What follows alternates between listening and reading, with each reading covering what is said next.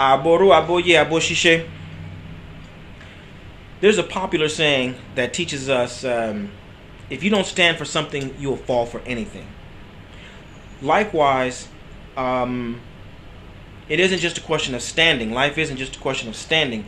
Once you're on your feet, your job becomes service. All right, that's how you optimize your natural gifts and talents, is through service.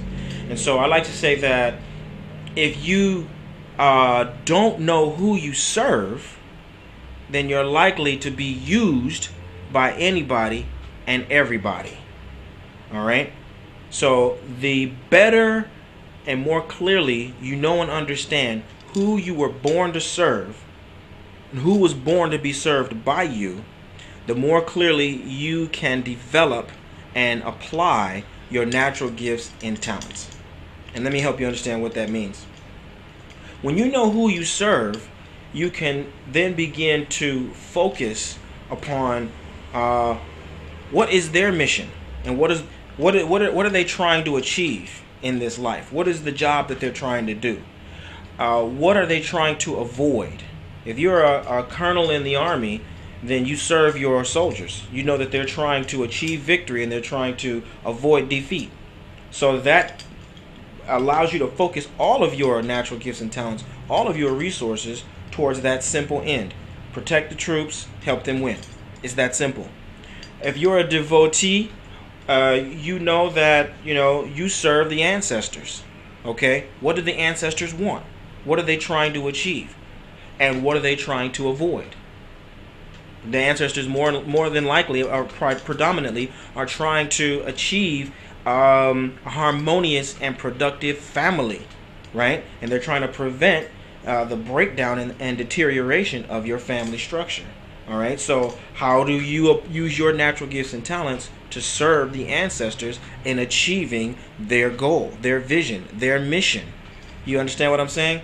So the better you understand who you serve, the easier it is for you to apply your natural gifts and talents in service to that focal point.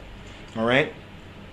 And it brings to mind interestingly a story of Ifa, wherein Orunmila was questioning one of his disciples, because Orunmila had sent his disciple into a particular kingdom, and in this particular kingdom the people were hostile towards Ifa, towards Orunmila.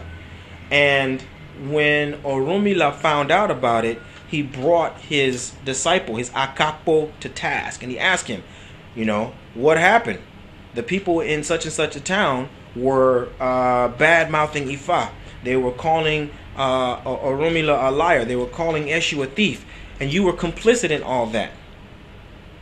The Akakpo immediately said, "No, Baba, that isn't the case at all.